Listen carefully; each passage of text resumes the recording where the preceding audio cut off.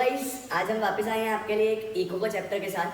Chapter number 2 start करने वाले हैं, कंज्यूमर्स इक्विलिब्रियम। एक बहुत ही टिपिकल चैप्टर लगता है, ये बच्चों को थोड़ी सी प्रॉब्लम आती है इसको समझने में, लेकिन कोई प्रॉब्लम नहीं है। बहुत सिंपल चैप्टर है, बहुत सिंपल कॉन्सेप्ट्स हैं। तो चलिए स्टार्ट करते हैं chapter number 2 of micro economics, consumers equilibrium. Let's start.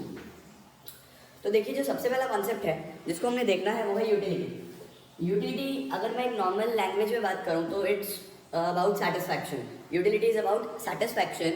हम लोग कोई भी चीज़ या कोई भी कमोडिटी का कंजम्पशन करते हैं या किसी भी फूड का कंजम्पशन करते हैं तो उससे मिलने वाला जो सेटिस्फैक्शन है या फिर उस कमोडिटी की जो पावर है हमारे नीड को या हमारे वांट को सेटिस्फाई करने का, उसको हम लोग बोलते हैं यूटिलिटी। फॉर एग्जांपल कि मैं बहुत ज़्यादा मुझे प्यास लगी है और मैं पानी पी रहा हूँ, तो उस पानी में जो पावर है मेरे प्यास को बुझाने की, उसको हम लोग बोलते हैं यूटिलिटी। देखिए, utility is the want satisfying power of a commodity. किसी भी कमोडिटी में जो हमारे वांट को सेटिस्फाई करने की पावर है उसको हम लोग बोलते हैं यूटिलिटी। नेक्स्ट जो हमारे पास एक कॉन्सेप्ट आता है इसमें, वो होता है कितने टाइप्स की हमारे पास यूटिलिटी हो सकती है, डिफरेंट टाइप्स ऑफ यूटिलिटीज। तो जो सबसे पहला आता है वो आता है TU, next one is AU and third one is MU. TU का मतलब होता है हमारे पास टोटल यूटिलिटी, टीयू का मतलब होता है टोटल यूटिलिटी। एयू का मतलब होता है एवरेज यूटिलिटी और एमयू का मतलब होता है मार्जिनल यूटिलिटी। चलिए इसको थोड़ा सा कॉन्सेप्ट को हम लोग डिस्कस करते हैं। सबसे पहले टोटल यूटिलिटी का मतलब टोटल सेटिस्फैक्शन। यहाँ पे मैंने एक टेबल बनाई है छोटी सी, टेबल के अकॉर्डिंगली आपको समझ आ जाएगा। तो जो सबसे पहले मैं ले रहा हूँ यहाँ पे यूनिट्स, ये है यूनिट्स कंज्यूम्ड। हम लोग यूनिट्स कंज्यूम कर रहे हैं। फॉर एग्जांपल किसी भी फूड की मैंने 1 यूनिट कंज्यूम करी तो उससे मिलने वाला जो सेटिस्फैक्शन होगा वो होगा मेरा टोटल यूटिलिटी।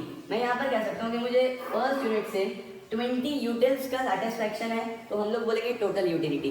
वैसे तो ये एक इमेजिनरी सिस्टम है कि हम लोग किस तरीके से हमारे सेटिस्फैक्शन को मेज़र कर सकते हैं, बट इसको मेज़र करने के लिए हमारे जो इकोनॉमिस्ट हैं उन्होंने एक अप्रोच निकाली, कार्डिनल यूटिलिटी अप्रोच। उसमें हम लोग कहते हैं कि utility can be measured in terms of utils.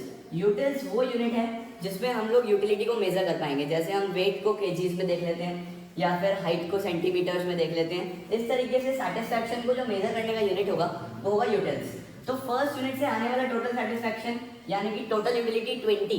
अब मैंने 1 यूनिट और कंज्यूम करी तो ये हो गया 36, एक और कंज्यूम करी तो हो गया 46। तो जैसे जैसे मैं कंजम्पशन बढ़ा रहा हूँ वैसे वैसे मेरा टोटल सेटिस्फैक्शन बढ़ रहा है। लेकिन इसकी भी एक लिमिट है, क्योंकि हर चीज़ को हम लोग एक लिमिट तक ही कंज्यूम कर सकते हैं। एक लिमिट पे आने के बाद तो सेटिस्फैक्शन कम होना ऑब्वियस है। तो लास्ट में आगे at the end last unit पे टोटल यूटिलिटी हमारा कम हो जाता है। Second one is average utility. Average की बात करें तो अब अलग अलग यूनिट से होने वाला टोटल सेटिस्फैक्शन तो देख लिया, बट अगर मुझे ये जानना है कि पर यूनिट हर यूनिट से कितना सेटिस्फैक्शन आ रहा है, उसको हम लोग बोलेंगे average utility.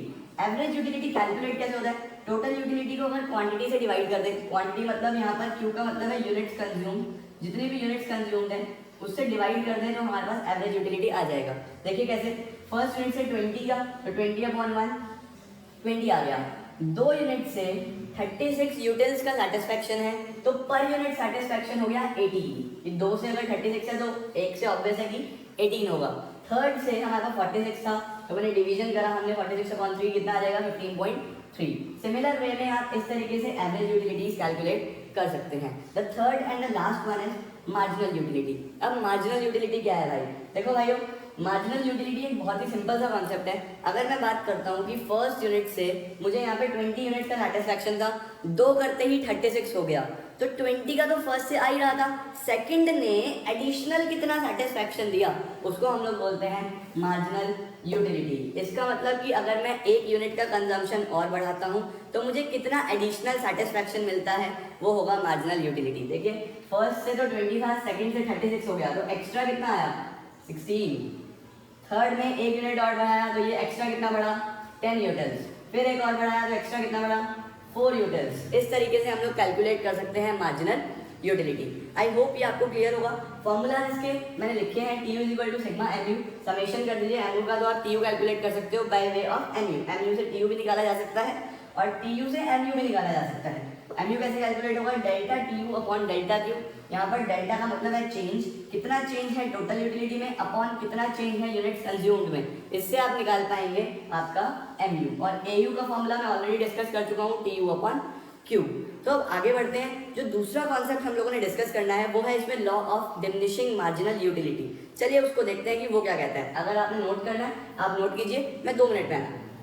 Law of DMU states that as we consume more and more units of a commodity, the utility derived from each successive unit goes on decreasing or diminishing। कुछ भी कह सकते हैं। इसका मतलब ये है कि जैसे जैसे हम लोग कंजम्पशन बढ़ाते हैं सेटिस्फैक्शन कम होता चला जाता है। ऑब्वियस है। मैं एक चॉकलेट की बात करता हूँ, मैंने एक चॉकलेट का कंजम्पशन करा, चॉकलेट कंज्यूम करी, कंज्यूम करने से मैंने टेबल वही लिया है सेम पिछले वाली, मुझे कितना सेटिस्फैक्शन मिला, 20 यूटिल्स का सेटिस्फैक्शन मिला। अब मैं हाथों हाथ अगर दूसरी चॉकलेट खाता हूँ तो मुझे इतना सेटिस्फैक्शन नहीं मिलेगा जो फर्स्ट चॉकलेट में मिला था, उससे सेटिस्फैक्शन थोड़ा सा कम होगा। उसी टाइम मैं एक और चॉकलेट खाता हूँ तो उससे सेटिस्फैक्शन थोड़ा सा और कम होगा, एक और चॉकलेट खाता हूँ, बस मैं कंजम्पशन कर रहा हूँ। बट एक पॉइंट ऑफ टाइम ऐसा आ जाएगा जब मेरा सेटिस्फैक्शन बिल्कुल जीरो हो जाएगा। उसके बाद भी अगर मैं कंजम्पशन करूँगा तो मेरा सेटिस्फैक्शन बिल्कुल एमयू जो है एडिशनल जो है वो नेगेटिव में चला जाएगा। मतलब भाई वो तो बहुत ही खराब कंडीशन है। देखते हैं क्या है। एक यूनिट्स पे मार्जिनल जो मेरा सेटिस्फैक्शन मुझे फर्स्ट से मिला वो 20, एक और कंज्यूम करा 16, कम हो गया, एक और करा और कम हुआ, फिर और कम हुआ, इस पॉइंट पे तो जीरो हो गया। इस पॉइंट को हम लोग बोलते हैं पॉइंट ऑफ सैटिटी। बिल्कुल ही एमयू जीरो है। एक बात और बताता हूँ आपको, इस पर टीयू भी मैक्सिमम होगा, यानी जिस पॉइंट पे टीयू मैक्सिमम होगा और एमयू जीरो होगा उसको बोलते हैं पॉइंट ऑफ सैटिटी। इसके बाद भी अगर आप कंजम्पशन करते हैं तो फिर तो आपका एमयू नेगेटिव जाना ही जाना है भाई, जो पेट खराब हो जाएगा, बहुत दिक्कत हो जाएगी। अब लॉ है, लॉ का कुछ और नाम भी है, क्या है, it is also known as Gossen's first law of consumption. जो इसको इकोनॉमिस्ट जिन्होंने इसको दिया है उनका नाम है प्रोफेसर या इकोनॉमिस्ट एच गॉसेन। इनका दिया हुआ लॉ है तो इन्हीं के नाम से जाना जाता है, गॉसेंस फर्स्ट लॉ ऑफ कंजम्पशन। अब लॉ है भाई, कुछ तो एजम्पशंस होंगे। क्या एजम्पशंस हैं? वैसे तो बहुत सारे एजम्पशन आपकी बुक्स में हैं, आप किसी भी बुक से पढ़ते हैं, बट मैंने मेन 6 एजम्पशंस यहाँ पर लिए हैं जिनको मैं आपको एक्सप्रेस कर रहा हूँ। First one is cardinal measurement. अभी यूटिलिटी में हमने बात करी, कार्डिनल हम लोग एज्यूम कर रहे हैं कि हम लोग इसको मेजर कर सकते हैं। 2 तरीके की अप्रोच हो सकती है, कार्डिनल और ऑर्डिनल। ऑर्डिनल में हम लोग एग्जैक्टली मेजर नहीं कर सकते, हम लोग रैंक्स के थ्रू उसको एक्सप्रेस करते हैं। कार्डिनल में हम लोग यूटिल्स के अकॉर्डिंगली उसको मेजर कर सकते हैं। फर्स्ट अजम्पशन है कार्डिनल मेजरमेंट होगा, इसको मेजर कर पाएंगे तभी ये लॉ काम करेगा। दूसरा क्या है, कंजम्पशन ऑफ रीजनेबल क्वांटिटी। एक रीजनेबल क्वांटिटी होनी बहुत ज़रूरी है। अगर मैं चॉकलेट के वो स्मॉल पीसेस खाता हूँ तो भाई जितने मर्जी खिला लो, कोई फ़र्क नहीं पड़ेगा, मेरा कोई सेटिस्फैक्शन कम नहीं होगा। तो एक रीजनेबल क्वांटिटी होनी बहुत ज़रूरी है कि जैसे अगर मैं पानी की बात करूँ तो पानी का एक ग्लास एक रीजनेबल क्वांटिटी होती है, एक बाल्टी बहुत ज़्यादा है और एक स्पून बहुत कम है। Next number 3 is rational consumer. एक कंज्यूमर रेशनल होना चाहिए क्योंकि अपनी सेटिस्फैक्शन को अच्छे से मेजर कर पाए, अपने सेटिस्फैक्शन को अच्छे से बता पाए कि कितना सेटिस्फैक्शन आ रहा है, कितना कम हो रहा है। Fourth one is continuous consumption. Law तभी काम करेगा जब कंजम्पशन कंटिन्यूस है। आपने on the time of finish of first unit, जैसे ही एक यूनिट खत्म होता है दूसरा उसे टाइम कंज्यूम करना है। अगर मैं एक चॉकलेट आज खा रहा हूँ, एक 1 वीक बाद खा रहा हूँ, एक उसके 1 वीक बाद खा रहा हूँ, तो सेटिस्फैक्शन में कोई फर्क नहीं पड़ेगा। Fourth assumption is continuous consumption. Fifth one is no change in quality. ऐसा नहीं होना चाहिए भाई एक तो चॉकलेट सिल्क है और एक 5 रुपये वाली पर्क है, बहुत ही ऑब्वियस है कि लॉ वर्क नहीं करेगा। क्वालिटी कैसी रहनी चाहिए, बिल्कुल सेम रहनी चाहिए। लास्ट वन है fixed income and prices. Income भी मेरी फिक्स्ड, प्राइजेस भी मेरे फिक्स्ड कांस्टेंट। नेक्स्ट क्या है हमारे पास, अब अगर इसको ग्राफिकली एक्सप्रेस करूँ तो एमयू का आप कर्व बना के आएंगे। एमयू आपको फॉल होता हुआ दिख रहा है, यहाँ से स्टार्ट करा नीचे आ गया, थोड़ा सा ये ग्राफ पेपर नहीं है तो थोड़ा सा इधर उधर हो रहा है, वो आप अच्छे समझ सकते हैं। जब आप इसको बनाएंगे तो आपका बिल्कुल प्रॉपर कर्व बनेगा, डाउनवर्ड स्लोपिंग कर्व आएगा। एमयू जैसे जैसे सेटिस्फैक्शन यूनिट्स बढ़ा रहा हूँ तो सेटिस्फैक्शन कम होता जा रहा है। इस पॉइंट पे बिल्कुल एमयू जीरो हो गया, ये लिखा है मैंने, इसको बोलते हैं पॉइंट ऑफ सैटिटी। और इसके बाद ये नेगेटिव होता चला जाएगा। ये था आपके सामने लॉ ऑफ डीएमयू यानी कि law of diminishing marginal utility. आप नोट कीजिए, मैं आया 2 मिनट में। अब स्टार्ट करते हैं इस वीडियो का बिल्कुल लास्ट टॉपिक जिसका नाम है कंज्यूमर्स इक्विलिब्रियम। जी हाँ, चैप्टर का नाम कंज्यूमर्स इक्विलिब्रियम, तो इक्विलिब्रियम तो समझना ही पड़ेगा है क्या। चलिए देखते हैं। सबसे पहले मैं बात करना चाहूँगा इक्विलिब्रियम की। इक्विलिब्रियम है क्या? इक्विलिब्रियम एक ऐसा पोजीशन है जिसपे एक कंज्यूमर उसको बिल्कुल भी चेंज नहीं करना चाहता, मतलब कि एक ऐसा पोजीशन जिसको मैं बोल सकता हूँ स्टेट ऑफ रेस्ट या फिर सिचुएशन ऑफ नो चेंज, जहाँ पर बिल्कुल भी मैं अपने आप को चेंज नहीं करना चाहूँगा। मैं फुल्ली सेटिस्फाइड हूँ अपने कंजम्पशन के साथ। मैं जितना भी पैसा खर्च करके जो भी कंज्यूम कर रहा हूँ उससे मैं फुली सेटिस्फाइड हूँ, तो हम उसको क्या बोलते हैं? इक्विलिब्रियम या फिर a position of no change. मैंने यहाँ पर लिखा कि इक्विलिब्रियम का मतलब क्या है?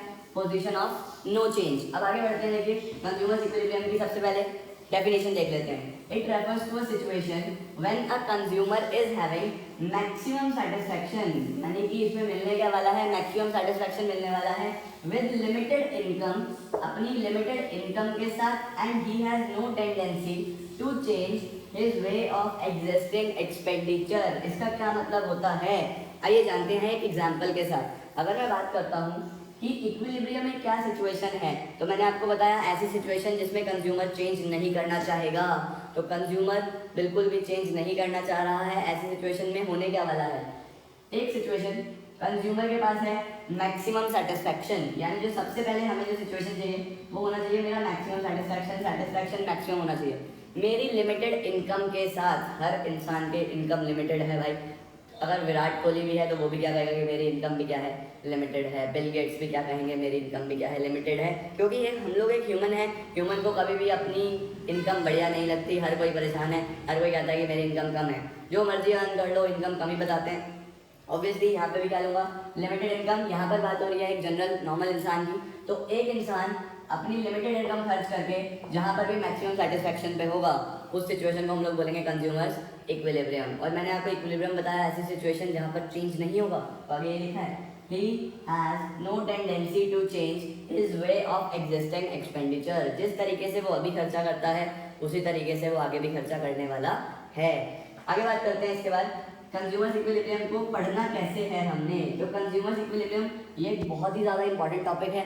बोर्ड्स में पिछले साल तक ज़रूर आता था, इस बार भी ज़रूर आएगा, और अब तो माइक्रो 11th में भी है, तो 11th में भी ये एग्जाम में टॉपिक बिल्कुल ज़रूर पक्का आएगा 101%। कंज्यूमर इक्विलिब्रियम को पढ़ने के लिए दो कंडीशंस हैं। Consumer spends his entire income on single commodity, अपनी सारी इनकम सिंगल कमोडिटी पर खर्च देता है, यानी मैं अपनी इनकम से सिर्फ एक ही कमोडिटी खरीद रहा हूँ, इस केस में क्या होगा?